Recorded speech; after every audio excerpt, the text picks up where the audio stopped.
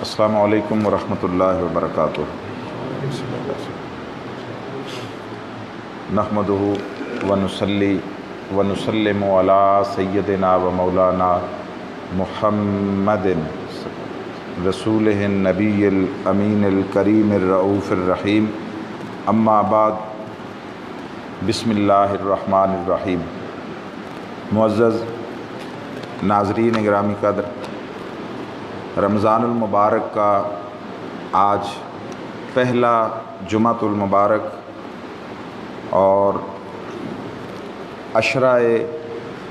رحمت کا 7واں دن، مگر جو صورتحال اس وقت بھی دنیا بھر میں پیش آمدہ ہے، اس کے باعث دینی مراکز، مساجد، حتیٰ کہ حرمین شریفین بھی اس طرح اجتماعات سے خالی ہیں۔ اسی صورتحال کے مطابق ہم بھی اپنی گفتگو آن لائن آپ سے کر رہے ہیں۔ آج جو بات کرنا چاہتا ہوں وہ یہ ہے کہ یہ مختلف طرح کے احوال اور اس میں تبدیلی یہ ہمیشہ سے جاری ہے اور چلتا رہے گا۔ یہ جو تغیر ہے، اختلاف ہے، اس سے انسانی زندگی کو بہت ساری نئی لذتوں اور نئے ذائقوں سے آشنا کیا جاتا ہے۔ اللہ رب العزت نے قرآن مجید میں ارشاد فرمایا کہ ان فی خلق السماوات والارض واختلاف اللیل والنہار لآیات لأولی الالباب، کہ یہ جو زمین و آسمان کی پیدائش ہے، آسمان رفعت بلندی کی علامت ہے، زمین جو ہے وہ وسعت کی علامت ہے، پستی کی علامت ہے، اسی طرح رات اور دن کی کیفیات مختلف ہیں، تو اس میں اہل علم و دانش کے لیے روشن نشانیاں ہیں۔ تو جس طرح یہ موسموں میں احوال کائنات میں تبدیلیاں وہ مشیت الہی کے مطابق انسان کو مختلف اور متغیر کیفیات سے گزار کر نئے ذائقے اور نئی حلاوتیں دینے کا باعث ہیں، اسی طرح یہ بھی ایک صورتحال ہے۔ اب اس پر کئی طرح کے رد عمل وہ انسانی مزاج سے متوقع ہیں۔ اب کوئی چاہے اسے پازیٹیو بنا لے، چاہے کوئی اسے نیگیٹو بنا لے، مگر ہم پازیٹیوٹی کی طرف جائیں گے کہ یہ جو تنہائی، خلوت، آئسولیشن ہے، یہ بہت بڑی نعمت ہے، بہت بڑی نعمت ہے۔ ہماری زندگیوں سے آج کے اس مشینی دور میں خاص کر یہ نکل گئی تھی، یہ موجود نہیں رہی تھی۔ ہم اگر اپنی آج سے چند دن پہلے تک کی جو مصروفیات اور معاملات زندگی ہیں، جب یہ کرونا نہیں آیا تھا، تو ہم دیکھتے ہمیں آرام سے گھر بیٹھنے، گھر والوں کے ساتھ بیٹھنے، تنہائی میں بیٹھنے، خلوت اور غور و فکر اور ساری کی ساری مصروفیات زندگی سے کٹ کر بیٹھنے کا کبھی موقع ہی نہیں ملتا تھا۔ ہم چاہتے ہوئے بھی ایسا نہیں کر سکتے تھے۔ تو اس کی صورت میں ایک تنہائی اور خلوت کا موقع ملا ہے، اور یہ بہت بڑی نعمت ہے، بہت بڑی نعمت ہے، جو تعمیر ذات ہے اور تکمیل ذات ہے اور تشکیل ذات ہے، اور اپنی ذات کی پرورش کرنا، اپنی ذات کو اس کے عوارض یعنی اس کے نقائص، اس کی کمی، اس کی کجی، اس کو تک کر دور کرنے کا اہتمام کرنا، اور تکمیل ذات کا سفر یہ ہمیشہ تنہائی میں ہی ہوتا ہے، خلوت میں ہوتا ہے۔ جس نے اپنے آپ کو پہچان لیا، جس نے اپنی معرفت حاصل کر لی، جس نے اپنے مقصد تخلیق اور اپنے مقصود زندگی کو جان لیا، اس نے گویا اللہ کی رضا کو پا لیا۔ فرمایا من عرف نفسہ فقد عرف ربہ، جس نے اپنے نفس کو پہچان لیا اس نے اپنے رب کو پہچان لیا۔ اس لیے کہ یہ جو ہمارا نفس روح کی شکل میں ہے یہ اللہ کی امانت ہے جو ہمیں عطا کی گئی ہے۔ اس نے فرمایا وَنَفَخْتُ فِيهِ مِن رُوحِي، میں نے اپنی روح اس میں جو ہے وہ پھونکی ہے۔ ہمیں وہ تنہائی میسر نہیں۔ اللہ نے جب بھی کسی کو بلند مرتبہ دینا چاہا، جب بھی کسی کو رفعت عطا کرنا چاہی، اپنی قربت کے سفر پر کسی کو گامزن کرنا چاہا تو ہمیشہ اسے خلوت میں سے گزارا۔ حضرت آدم علیہ السلام کو بھی ایک طویل عرصہ جنت میں تنہائی اور خلوت میں رکھا، پھر اس کے بعد ان کے لیے ان کا جوڑ حضرت حوا کی شکل میں بنایا کہ اس سے مقصود انسانی نسل کا فروغ تھا، مگر پہلے ایک طویل عرصہ وہ وہاں پر رہے۔ پھر جب وہ دونوں اکٹھے بھی تھے تو ان کو فرمایا یا آدم اسکن انت وزوجک الجنہ فکلا منہا رغدا حیث شئتما ولا تقربا ہذہ الشجرہ، یہاں دونوں رہو، کھاؤ پیو اور اللہ رب العزت کی حکمتوں اور اس کی قدرتوں کا جائزہ لو، اس پر غور و فکر کرو۔ اور اس جنت کے ماحول میں اکٹھے رہنے کے باوجود اللہ رب العزت نے وہاں پر سلسلہ اولاد نہیں شروع کیا، یہ سلسلہ اولاد دنیا میں آ کر شروع کیا گیا ہے۔ وہ گویا حضرت آدم علیہ السلام تنہا بھی اور اپنی زوجہ کے ساتھ بھی وہاں پر جب جنت میں رہے تو یہ غور و فکر کا دور تھا، یہ تدبر کا دور تھا، یہ احوال کائنات سے لے کر امور قدرت پر غور و فکر کا دور تھا۔ اس لیے علامہ اقبال نے یہ بات اپنے انداز میں کہی کہ اپنے من میں ڈوب کر پا جا سراغ زندگی، تو اگر میرا نہیں بنتا نہ بن، اپنا تو بن۔ اپنے اوپر غور کر کہ آپ کو یہ زندگی کس لیے عطا کی گئی ہے، زندگی گزارنے کا مقصد کیا ہے؟ کیا فقط جمادات، نباتات اور حیوانات کی طرح بس ایک ظاہری جسمانی پروسیس ہے جس کا نام زندگی ہے اور وہ مقصود ہے؟ نہیں، وہ جانور بھی کرتے ہیں، پیدا ہوتے ہیں، افزائش نسل ہوتی ہے، اپنے مخصوص معمولات پر زندگی گزارتے ہیں اور ایک وقت مقررہ پر دنیا سے چلے جاتے ہیں۔ انسان اس سے بلند تر ہے، یہ اشرف المخلوقات ہے، احسن تقویم ہے۔ اس کو اللہ رب العزت نے اپنے الوہی مقاصد کی تکمیل کے لیے دنیا میں بھیجا ہے، اور وہ اس وقت تک اس کی معرفت نہیں ملے گی جب تک آدمی تنہائی میں بیٹھ کر غور و فکر نہیں کرے گا۔ پھر اللہ نے حضرت موسیٰ علیہ السلام، انہوں نے جب اللہ کی بارگاہ میں عرض کی رب ارنی انظر الیک، مولا پردے اٹھا اور اپنا جلوہ کرا، میں تیری طرف دیکھنا چاہتا ہوں۔ اولاً فرمایا لن ترانی، مگر پھر جب ان کا اصرار بڑھا تو اللہ رب العزت نے اس کے لیے ایک پروسیس ترتیب دیا، ان کے لیے، ان کی بلندی درجات کے لیے، اور اس عظیم منصب کے احوال کو سنبھالنے والی صلاحیتیں عطا کرنے کے لیے۔ فرمایا وَإِذْ وَعَدْنَا مُوسَىٰ 40 لَيْلَةً، ہم نے حضرت موسیٰ کو 40 دن کے لیے بلا لیا، ان سے وعدہ لیا اور کہا کہ یہاں آ کر خلوت گزین ہو جاؤ، گوشہ نشین ہو جاؤ، تنہائی میں بیٹھ جاؤ، اور 40 دن پھر لوگوں کے ساتھ میل جول نہ رکھو۔ یہ ایک آئسولیشن تھی، وہ کسی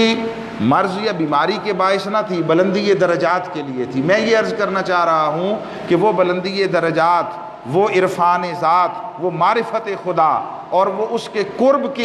کی منزلیں، یہ کبھی تنہائی خلوت میں سے گزرے بغیر نہیں ملتی۔ سو ان کو وہاں 40 دن کے لیے بٹھایا، ذکر اذکار، غور و فکر، اپنے ساتھ مکالمہ، تحنث، جو بھی صورتیں ہوں گی، مگر اس سارے میں سے گزرے۔ اولو العزم رسولوں میں سے ہیں حضرت موسیٰ علیہ السلام، انہیں بھی 40 دن وہاں تنہائی میں بٹھا کر اس پروسیس میں سے گزارا۔ جب اس پروسیس میں گزرے تو پھر اگلے مرحلے کے لیے وہ پردے اٹھا کر کوئی اپنے جلوہ، اپنی تجلی دکھانے کا اہتمام کیا، مگر پہلے انہیں 40 دن اس میں سے گزارا۔ پھر آقا علیہ السلام جب حضور تشریف لائے اور آپ نے ایک بھرپور معاشرتی زندگی بسر کی، اور جب آپ کی عمر مبارک 40 سال کے قریب پہنچی اور اعلان نبوت کا مرحلہ قریب آیا اور اس عظیم ذمہ داری کی ادائیگی کا سفر شروع ہونے والا تھا، تو اللہ رب العزت نے حضور علیہ الصلاۃ والتسلیم کی طبیعت میں خلوت پسندی کا غلبہ عطا کر دیا۔ حضرت خدیجہ رضی اللہ تعالیٰ عنہ فرماتی ہیں کہ وَحُبِّبَ إِلَيْهِ الْخَلَا،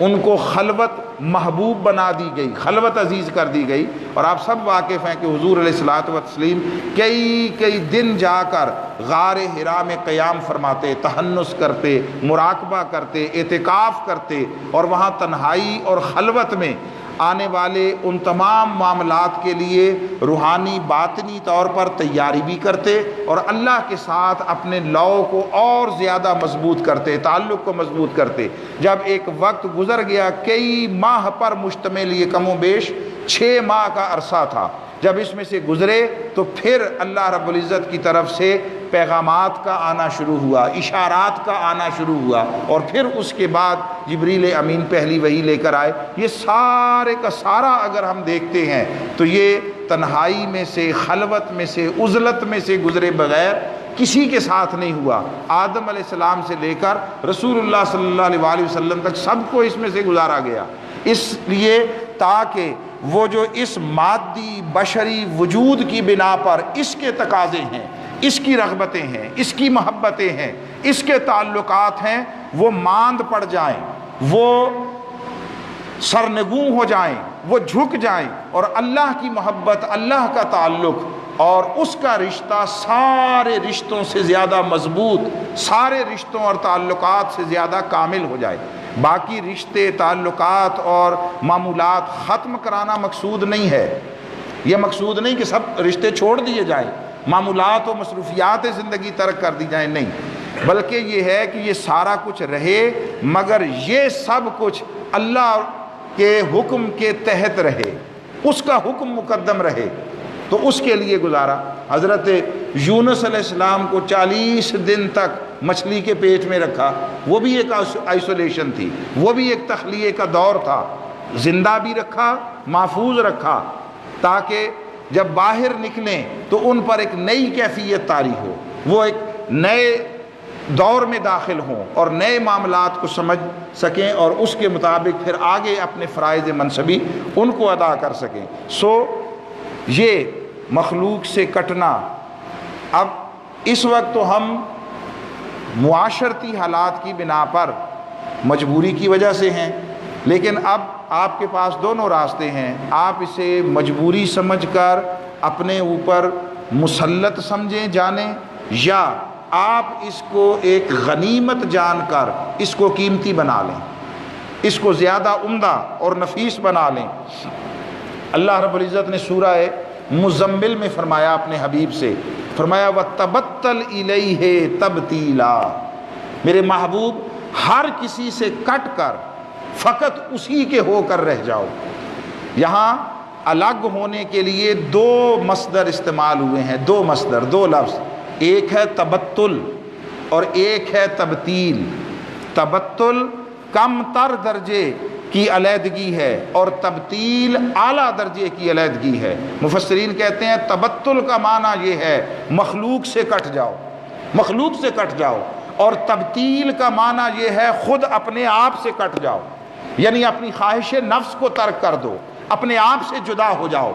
اپنی پسند ناپسند، اپنی خوشی، اپنی راحت اور اپنے پسند ناپسند کے سارے معیارات وہ ختم کر دو، اس طرح اس کی رضا میں خود کو فنا کر دو کہ اپنی مرضی ہی نہ رہے، اپنی خواہش نفس ہی نہ رہے، اپنی کوئی طلب اور چاہت نہ رہے، اپنی رغبت نہ رہے، بس اپنی ساری چاہتیں، ساری طلبیں، ساری رغبتیں اس کے حکم کے سامنے فنا کر دی جائے۔ جو اس پروسیس سے گزر گیا اور جس نے یہ کر لیا، اس پر ایک نئی دنیا کے دروازے کھل جاتے ہیں، اس پر پردے اٹھ جاتے ہیں، اس پر رب ذوالجلال کی قربتوں کا جہان آشکار ہو جاتا ہے، مگر یہ تبتل اور تبتیل کے بغیر نہیں ہوتا۔ یہ جو آئسولیشن ہے، جس نے اسے تبتل بنا لیا، جس نے اسے تبتیل بنا لیا، جس نے اسے اپنی تکمیل کا ذریعہ بنا لیا، اس کے لیے اگلی زندگی میں خدا جانے کیسے کیسے انعامات ہوں گے۔ اور اس تبتل اور تبتیل کا سب سے بنیادی فائدہ جو ہو وہ یہ ہے کہ انسان اپنی انا سے اور اپنی خواہش نفس سے تائب ہو جائے، اس سے توبہ کر لے، اس سے جدا ہو جائے۔ اگر تسبیح بھی جاری رہی، نفل بھی جاری رہے، روزے بھی جاری رہے، نوافل جاری رہے، ذکر اذکار، اوراد و وظائف، قرآن کی تلاوت، سب کچھ جاری رہی، مگر اپنی میں کا انکار نہ ہوا، نفی ذات نہ ہوئی، تو کوئی روز 100 نمازیں پڑھے، 1000 نوافل پڑھے، پھر اس نے کچھ پایا نہیں، کچھ کمایا نہیں ہے۔ کسی نے خوبصورت بات کہی کہ پھلاں دا تو عطر بنا، عطراں دا پھر کڈ دریا، شام سویرے رج کے نا، مچھیاں وانگوں تاریاں لا، پھر بھی تیری بو نہیں مکنی، پہلے اپنی میں مکا۔ یہ اپنی میں ختم ہو جائے، یہ جو اندر سے انا کا سانپ اٹھ اٹھ کر ڈستا ہے اور کسی کو ہماری نگاہ میں اچھا نہیں رہنے دیتا، ہر کسی کو حقارت کی نگاہ سے دیکھتے ہیں، کمتر دیکھتے ہیں، دوسروں کے لیے دل میں نفرت کے جذبات رکھتے ہیں، یہ سارا کچھ اس میں کی بنا پر ہے۔ جس نے اپنی میں مکا لی، اس نے گویا معرفت ذات کو پا لیا۔ اس طرف متوجہ ہونے کی ضرورت ہے۔ اور یہ جو خلوت اور گوشہ نشینی ہے، یہ در حقیقت یوں سمجھ لیں کہ اگر انسان کا وجود وہ ایک زمین ہو، کھیتی ہو، تو یہ جو انا ہے یہ اس کا بیج ہے، اس کا بیج۔ جس نے اپنے من کی زمین میں انا کے بیج کو بو دیا، پھر اس پر ریاضت و مجاہدہ کیا، پھر اسے اللہ کی اطاعت و فرما برداری کے پانیوں سے سیراب کیا، تو پھر اندر اللہ کی قربت کی فصلیں پھوٹتی ہیں۔ جس کو کہا کہ مٹا دے اپنی ہستی اگر کچھ مرتبہ چاہے، کہ دانہ خاک میں مل کر گل و گلزار ہوتا ہے، وہ دانہ باہر رہے تو کچھ وقت میں سڑ جاتا ہے، ختم ہو جاتا ہے۔ اس دانے کو آپ زمین میں بو دیں، اس کی آبیاری کر لیں، پانی دے دیں، خدمت کر لیں، تو وہیں سے آپ کے لیے نئے پھل، نئے ذائقے، فصلیں وہ نصیب ہوتی ہیں۔ یہ انا، یہ بھی ایک بیج کی مانند ہے، جس نے اسے ضائع کر دیا، پھینک دیا، باہر دھوپ میں پڑا رہا اور بس اس کو تک تک کر خوش ہوتا رہا، تو اس نے کچھ کمایا نہیں۔ جس نے من کی زمین میں اسے بو دیا، اطاعت الہی، محبت الہی، تعمیل حکم الہی کے پانیوں سے سیراب کر دیا، اس نے پھر اپنے لیے آگے نئی فصل گویا تیار کر لی، جو اس کو دنیا و آخرت دونوں میں کام دینے والی ہے۔ آج حاضرین محترم، آئیے اس موقع سے فائدہ اٹھا کر اپنے لیے تہذیب نفس کا اہتمام کریں، تربیت ذات کا اہتمام کریں، اور یہ جو من ہے، قلب ہے، نفس ہے، اس کو بعض عرفاء نے کوئلے کی کان سے بھی تشبیہ دی ہے۔ کوئلے کی کان ہے، آپ اس میں اگر اسے کھودنا شروع کریں اور محنت جاری رکھیں تو اسی کوئلے کی کان میں سے ہیرے برآمد ہوتے ہیں۔ ہیرا جو ہے وہ نکلتا ہے، وہ کوئلے کی کان سے نکلتا ہے، ارد گرد سارا کوئلہ ہے، اس کوئلے میں سے پھر وہ کوئلہ ہی در حقیقت دباؤ، ٹیمپریچر اور بہت سارے بیرونی عوامل کی بنا پر کوئلہ ہی ہیرے میں تبدیل ہو جاتا ہے، کاربن ہوتا ہے، مگر اس کے اندر چمک پیدا ہو جاتی ہے۔ کوئلہ ہے تو 2 ٹکے کا ہے، سوائے جلانے کے کسی کام نہیں آتا، ہاتھ لگائیں ہاتھوں کو کالا کر دیتا ہے، کپڑے ساتھ لگ جائے کالا کر دیتا ہے۔ وہی کوئلہ جب ہیرا بن جاتا ہے تو تاج کی زینت بنتا ہے، وہی قیمتی ہو جاتا ہے۔ آج اس موسم کو، اس خلوت کے ماحول کو اپنے لیے قیمتی جانیں۔ بس اس پر ختم کر رہا ہوں جو حضرت علامہ اقبال نے خوبصورت بات فرمائی۔ یہ زندگی میں اونچ نیچ اور احوال کا بدلنا، یہ زندگی کو عمدگی کے ساتھ آگے بڑھانے کا ایک فطری اہتمام ہے۔ وہ فرماتے ہیں، کبھی تنہائی کوہ و دمن عشق، کبھی سوز و سرور انجمن عشق۔ عشق آپ کو کبھی تنہائیوں کی طرف لے جاتا ہے، کبھی برسر میدان لے کر آتا ہے، کبھی تنہائی کوہ و دمن عشق، کبھی سوز و سرور انجمن عشق، کبھی سرمایہ محراب و منبر، کبھی مولا علی خیبر شکن عشق۔ تو یہ ایک آج کا ماحول یہ ہے کہ اپنے نفس کے ساتھ جنگ کریں، نفس کے ساتھ جنگ کریں، اپنے آپ کے ساتھ جنگ کریں، اپنے اندر سے میں مٹا دیں، نفرتیں مٹا دیں، حسد و لالچ مٹا دیں، کدورت مٹا دیں، دنیا طلبی مٹا دیں، جاہ و منصب کی محبت مٹا دیں، وہ جو رذائل اخلاق ہیں اس خلوت کے آئینے میں، اس سے پہلے ہم ہمیشہ دوسروں کو دیکھتے آئے، فلاں ایسے ہے، فلاں ایسے ہے، فلاں ایسے ہے، آئیے اس آئینہ خلوت میں اپنے آپ کو پہچانیں، اپنی ذات کو دیکھیں۔ اور تبلیغ کا بہترین طریقہ یہ ہے کہ زبان سے کچھ نہ کہنا پڑے، زبان سے کچھ نہ کہنا پڑے۔ دین کی تعلیم کے فروغ کا بہترین طریقہ یہ ہے کہ جو شے آپ کو انسانی زندگی میں بری معلوم ہو، اخلاق کے اعتبار سے، معاشرتی رسم و رواج، تمدن کے اعتبار سے، تہذیب کے اعتبار سے، جو شے آپ کو ناپسندیدہ ہے اسے اپنی زندگی سے نکال دیں۔ ہم اس راہ پر نہیں جاتے، ہم یہ چاہتے ہیں دوسرا ہر کوئی ٹھیک ہو جائے،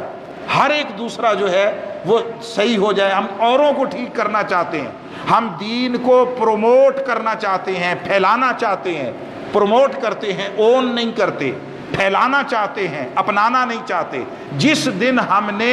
دین کو اپنے اوپر وارد کر لیا، ہم نے دین کو من کی سطح پر قبول کر لیا اور اپنے ظاہر و باطن کو اس کے مطابق ڈھال دیا، اس دن ایک نئی زندگی، ایک نئی دنیا، ایک نیا جہان اللہ کے امر سے ہمارا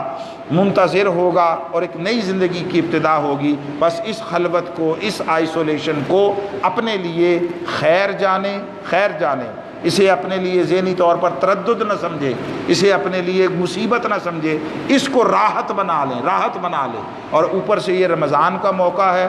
یہ رمضان اور تنہائی و خلوت اکٹھے ہو جائیں، اور جس کی خلوت سنور جائے، دو چیزیں، جس کا خیال